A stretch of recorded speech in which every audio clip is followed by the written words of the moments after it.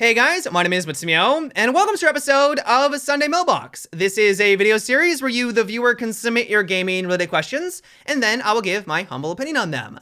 To get the formalities out of the way real quick, if you'd like to submit your own question that could be featured in an upcoming episode, you can do so by leaving a comment down below, or by sending me a Facebook or Twitter message. The first question for today is, do you think that shield operators in Rainbow Six Siege should no longer be able to hip fire? Losing to RNG just isn't fun. You are definitely not alone with this. I feel like as time goes on, more and more people are warming up to the idea that shields could use some changing in Rainbow Six Siege. One suggestion that I've been hearing a lot lately is that Monty's animations should be slowed down significantly. Right now, especially at higher tiers, and this is probably the reason why he's banned so often, is that he's really difficult to deal with. In the right hands, because his animations are so fast, it's hard to actually take advantage of a Monty that actually makes a mistake, because he has so much defensive capabilities, and because just simply by the very nature of the way that shields work, if you're in a melee situation, he has a massive advantage against you. It can feel like it's almost impossible to actually take out said Monty. He really has to screw up. And so by slowing down said animations, that would hopefully make him more of a defensive character and not one that can just simply drop his shield instantaneously and then melee and take you out. That's one idea that I've been hearing bounced around. The other idea is the one that you mentioned. Getting taken out by a random hipfire headshot is never satisfying in this game, but to add insult to injury, if that person is then behind the protection of a shield, that just kind of pushes things over the top. And while I do realize there are some things that you can do to minimize this and ensure that it doesn't happen very often, keeping your distance from shield operators, ensuring that they're not able to close the gap against you, but you can't always do that all the time, and to have that happen against you really ruins the experience. On top of that, and I think most people would agree, including Ubisoft, this is a highly competitive, skill-based FPS. I believe this is one of the reasons why this game has been so successful for as long as it's been out. People want to get better. They want to improve their skill, be it map knowledge, different tactics on certain maps, using operators properly, the synergies between all of them. Those are all skills that you need to improve.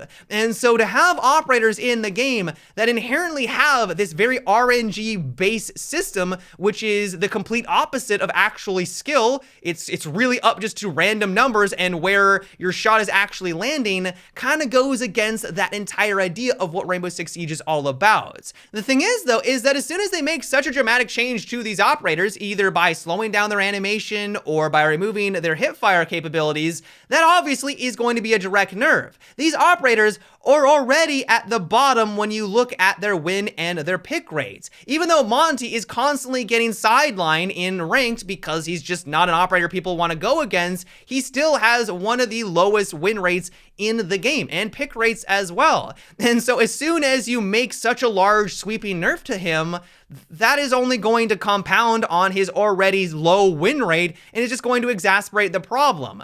And so honestly, I'm not sure what Ubisoft can really do about this. It may just be inherent to shield operators that players just don't like that aspect about the game, and no matter what they do, they're just never going to be in a place that people are comfortable with it. But at the same time, you don't want them to be useless. You want them to add value to the game, but I really don't know what they can do. Maybe Ubisoft really needs to have a heart-to-heart when it comes to these characters, try to reduce the frustration of going against them, make them less powerful in that respect, but try to boost their capabilities in some other way to make them more desirable. Now, how they actually go about that remains to be seen. Honestly, that'd probably be very difficult, but I really do think that they need to look at these characters and try to see what they can do.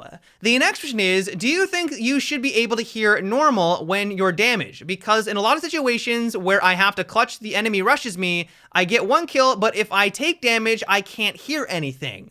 I completely sympathize with you on this one. Being in a clutch situation where you need to take out multiple targets, you get taken out to like 10 HP, the other guy is about to round the corner, where normally you would have been able to hear him, but because you're in this low HP state where your character starts to like heavily breathe, there's like a ringing in your ear, you lose that audio for a couple of seconds, to then have them round the corner and get the surprise against you simply because of that mechanic isn't really all that enjoyable. Now, I imagine the reason why Ubisoft has these kind of mechanics is that they're just simply trying to add to the immersion and the realism of Siege. Even though this game really isn't realistic whatsoever, I mean, we have operators whipping out giant reinforcements out of their back pocket. The game doesn't really try to be all that realistic. They like to add in a bit of that immersion so that it can kind of enhance the experience. Now, the question we all need to ask ourselves is that should they remove these kinds of systems to make the game more competitive? One thing that I've never really been a fan of is that when you get hit in this game, it causes your screen to blur fairly significantly.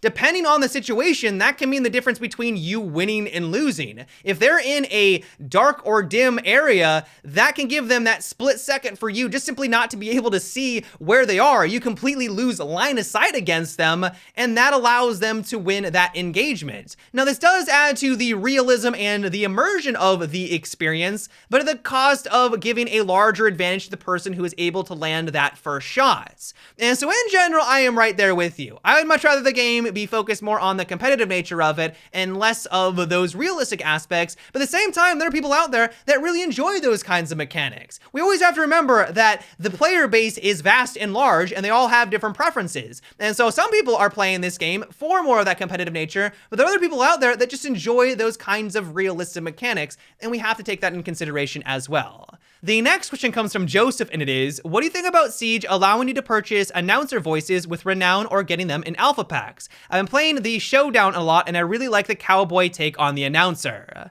I am 100% on board with that. Every time a new event comes out, like Rainbow is Magic, the more recent Showdown one, they've been adding in these really great voice lines. They have a voice actor, doing the callouts and everything like that. Well, why not expand upon it? Instead of only being limited to the event, why not have them do a little bit extra voice lines, the ones that would be used in a normal rank competitive sense, and then just sell that for like $5 or whatever they come up with?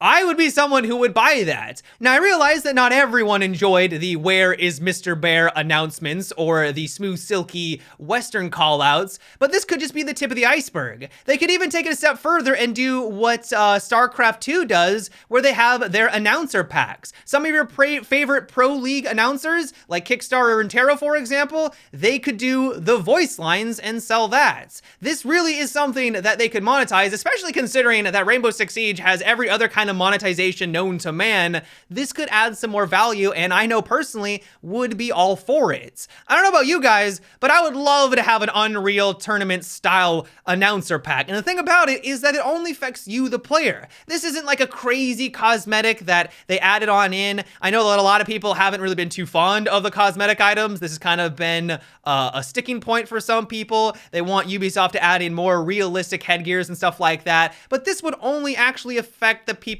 that purchased it. No one else has to hear the "Where is Mr. Bear" or whatever they come up with, because it would only be the person that activates it on their side. And so I think that would be a win-win as well.